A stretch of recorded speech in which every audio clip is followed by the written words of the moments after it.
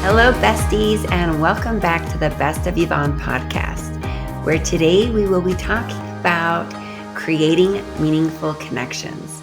You guys, this is such a dear topic to me because I love the people in my life, and this is something I'm very intentional about. I do not take relationships lightly. I really, really try to invest in them. And this is something that has evolved over time in my life. I did not grow up with meaningful relationships. I did not grow up watching parents have meaningful relationships. And what I did see, my mother had two best friends growing up, but they were always bickering. And she would always talk about them. And I was like, okay, well, if they're your best friend, Mom, like, why would you talk about her like that?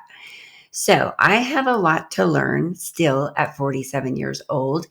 But I want to share with you a couple stories that have helped me make changes to my relationships, a couple stories that have really helped me value the relationships in my life. So it was probably 4 years ago that I had a personal assistant. It was my first time having a personal assistant, and we became the best of friends. I love her to this day, although we do not have a relationship. And when she chose to leave without having a conversation. Now, I'm a firm believer that having hard conversations, crucial conversations, will save any relationship where we can get out of our head and into our heart and have a heart to heart conversation. So, unfortunately, this relationship ended with a note that she was resigning effectively, like immediately. And I was devastated, you guys, devastated. I had post traumatic devastation for the longest time. I was sad because my personal assistant, most importantly, my best friend, someone that I could relate to, our energies vibe. We were so successful together and we had the best time together. Work did not feel like work because we were having fun all the time. She traveled with me. We went everywhere from Hawaii to Idaho. Like we went everywhere together. And so when she decided to leave, I was so devastated. And all I could do was like replay everything in my head. Where did I go wrong? What did I say? What didn't I do? How did I not value her? And I, for months, went over this over and over. It was almost sabotaging in a way because I beat myself up about it. But from that moment on, I learned that people come into your life for a reason, a season, or a lifetime. And oftentimes it's not even about you, it's about how you can help them on their journey, maybe not them helping you on your journey. But from that moment on, I started really evaluating the relationships in my life, and not just the relationships, but how I showed up and how I communicated in these relationships. And it took a long time for me to get over this, to where now, today, I can say I have nothing but love for her. I have no hard feelings. I hope one day she's able to come back into my life and we can repair and make amends to what has been lost, and maybe restore, maybe not fully to what it was, but just so she knows that I love her so much and she means so much to me, even though she's not in my life. And I've actually changed as a leader running my businesses and with my employees because of that relationship. And now the relationships that come into my life, I have learned from John Maxwell is how can I add value and make the people in my life feel valued? So every day that is a priority. Every day I set that intention. And every day I try my very, very best to show up as the best leader and as a best friend and show up with compassion, with love, and with understanding towards my employees, for my children, for my colleagues. Now, I am definitely far from perfect, and I definitely have triggers in relationships. I definitely have things that I am still working on. But I have found when you have these hard conversations, or when you have relationships and you feel resistance in that relationship, to sit down and say, please help me to understand your perspective in this situation. But unfortunately, I'm not always awarded this opportunity. I recently, as of maybe 2 weeks ago, lost another partnership employee because she wasn't willing to let me have a conversation to clear the miscommunication. And I always say there's two things that will ruin any relationship. One, having assumptions. If you make an assumption and you don't get clarification on that, or you don't have realistic expectations on that. And the other one is having expectations that you did not clearly define. So if you are expecting your friend to call you once a week and check on you, but you didn't inform her of that expectation, then you will be disappointed that she's not meeting your expectations, which is not fair to her because you didn't explain to her what you expected out of a friendship. And it really comes down to communication. We oftentimes get in our head, which I talk about over and over and over again because it is so important to the quality of your life. When you get in your head, you're dead. It will ruin relationships. It will ruin your success. It will ruin the quality of your life because we tend to make up negative stories. So if you are in one of these situations with a relationship in your life, I challenge you to get out a pen and paper. Remember, pen to paper is powerful, and write out your thoughts and write out your assumptions and write out your expectations and be honest and truthful with yourself. Have you had this conversation with the other party involved? And if not, I hope that you give the other party grace because they're trying to understand you, or they're just really seeing things from their own perspective. But when you get out of the ego, when you get out of your head and you have a heart to heart, soul to soul conversation, most of the time you can mend and repair the damage that's done. Now, the other thing I want to talk about is why we crave connection. We as human beings need other people in our lives. We are surrounded by other people, but if you don't open up your heart and your life to have relationships, you're going to be lonely. And we know that people that are lonely die younger. They have poor health and they live poor quality of life. And in our day and age, we are on social media. We don't get that same connection. We don't get to hug our people. We don't get to fully connect because energetically, there's this discrepancy being apart. We're between screens and we don't get to connect the same way. And I've experienced this time and time again when I do webinars, when I do trainings, when I do coaching. I want to see your face. And I tell my students, look, please do not show up for a webinar or an online course if you're not willing to put your camera on, because I want to be able to see that we are connecting and we're understanding to the best that we can, taken that there's a screen in between us. When we can get together, when we can connect, when we can laugh, when we can feel each other's energy, that's when a real true connection forms. That's when relationships form, when we can feel and have empathy for one another. And so I really challenge you to build relationships where you go and you have lunch once a month, or you go to a movie, or you go for a walk, where you can actually have quality time. And still, you can pick up the phone. I remember my mother, I don't even know if there was a morning that she was not on her phone. This was in the 80s that I remember this, when the phone was attached to the wall and the cord, the longer the cord, the further you could stretch it to have a conversation in the kitchen or the living room. And I remember her being on the phone, just chatting with her best friend. And I thought to myself, you talk every day. Like, what do you actually have to talk about? And the funniest thing is, I catch myself on the phone with my friend and we'll just be working, but we have the phone on. We're just working and going about our days, but we're connected and we're kind of having a conversation, but we're actually just working. So that's how much I love my friends, that I want to be involved in their day. I want to know how their day is going. Literally, 20 minutes ago, I just called one of my dearest best friends that's going in to have a cosmetic procedure done. I said, just checking on you. Are you so excited for this day? I wanted to pump her up because I know she was having a little apprehension to undergo surgery for a procedure that she's wanted for a long time. And so I'm like, hey, I want you to call me as soon as you get out. Tell me all about it. Tell me how you feel. And I said, okay, this is what we're going to do. When you get out, we're going to start creating in our mind our healing process.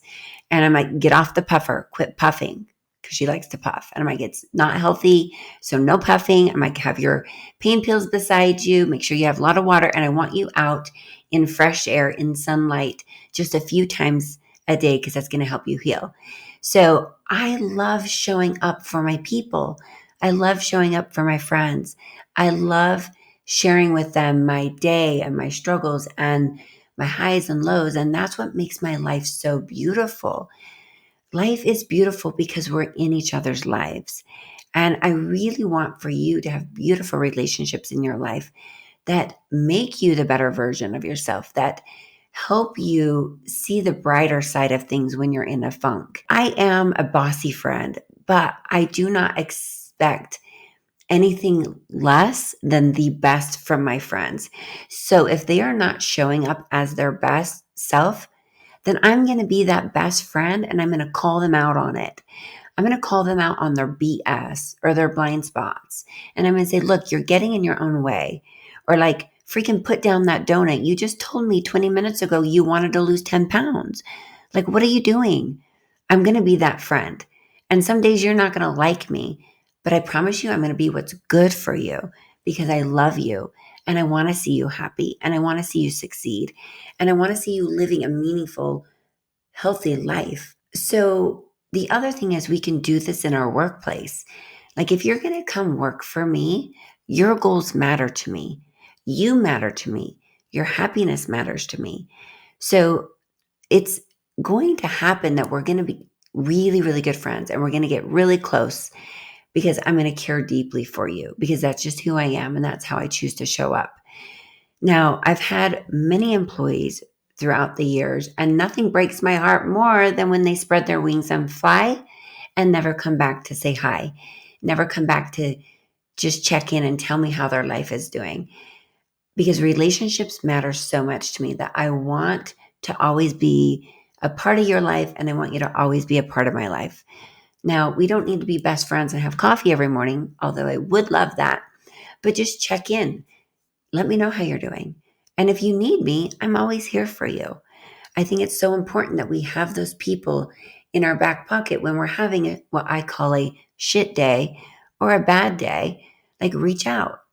Just yesterday, I was on my walk and this cute drug rep, she was a drug rep at the time. She's since left that position and moved. We became great friends just because of our working relationship. And she messaged and she's like, hey, I could really use, a phone call. I said, great, let's chat on Sunday. I'm home. Let's chat. Well, we didn't get a chance to chat. So I messaged her first thing Monday morning and I said, listen, call me at 7 a.m. I'm going to be out for my walk. And so she called me, we chatted, and she's like, I just broke up with my boyfriend. And I'm like, okay, well, how are you feeling about that? And she's like, actually, I feel really good because I saw these red flags and I saw these things. And it's because of some of the things that you've taught me what to look for and how to feel and to not ignore my feelings. And so she's like, I just wanted to thank you for the insight that you've brought into my life. And I'm like, girl, I'm always here. I'm that bossy big sister that's here to listen and give you a few pearls and maybe give you some advice. You don't have to take it, but I do want to know that you're happy. I do want to know that you're doing well. And I'm so damn proud of you for choosing you. I'm so damn proud of you for loving you to know that you deserve better. And sometimes that's just what we need to hear, that I'm proud of you. Way to go, girl. Like, way to go. That makes me so happy that you chose you. So find a bestie, meet someone, whether you're at the grocery store or at the gym. Be that one that goes up to someone else and say, you are such a beautiful woman. I could see you from across the grocery store, and I just wanted you to know, I think you're absolutely stunning. Or, girl, your outfit is drop dead gorgeous. I don't know where you got that, but it is like you're rocking that outfit. Be that woman that makes another woman feel better about herself. I literally did this to a girl at the gym. I'm like, that girl is so cute. She needs to be my friend. She had the most beautiful eyes. Her name is Katie, and we are now dear friends. In fact, we're such good friends. She ended up being my realtor and selling me my home. And we still go to yoga. We still meet up at yoga. And I'm so glad that I made the first step to say, you have the most beautiful eyes. And I think we should be friends. And the funniest thing was, like, how dorky I thought to myself, like, that's quirky, Yvonne. You're a girl. You sound like you're hitting on her. Well, no, that was not my intention. But I was like, that girl is so cute. She needs to be my friend. And I'm so grateful that we are dear, dear friends today. And there is someone out there that needs you as a friend. There is someone out there that can actually improve your life.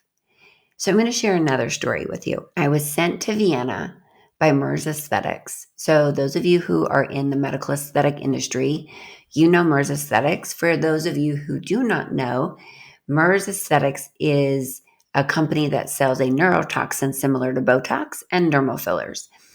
And I happen to be a medical advisory board for this company, and I love their products, and I speak and teach on their products quite frequently. So they sent me to Vienna. It's a global education weekend, and it's the end of the event, and they send us on a walk. It's in November. It's Vienna. It's cold, and it's all decked with Christmas, like the lights, and there was this beautiful park where they had roasted chestnuts, and it was just lovely. And we're on a walk with all these colleagues from all over the world. And I got talking to a colleague that literally is just in Beverly Hills. And we became such great friends during that walk, getting to know each other and realizing we have so much in common that we've created a business partnership together. And you know me, I love business and I love any opportunity to serve and any opportunity to add value and any opportunity to increase my revenue. So we became friends and I got an idea. Why don't we partner? There's not currently any cadaver trainings in Utah. Why don't I fly you to Utah and we do a cadaver training together? Well, we have since done 3. We're planning our 4th cadaver training in Hawaii. We've since planned our next retreat in Hawaii, February 21st through the 23rd, where we will be in Honolulu training all the local injectors and those wanting to fly over and make a vacation out of it. And I will tell you, we have become the best of friends. I tell him I love him. I check on him. He just got a new fur baby, which is my goddaughter, Millie. Cute little thing. And we are just dear, dear friends. And I truly care about him. I truly care about his well-being, his happiness. And he's been single for a long time. And so I always check on him to make sure he's not lonely. And to just let you know, we've created over 6 figures in income just on this business relationship. So there are many, many reasons people come into your life, but I want you to be aware of them and I want you to be intentional about them.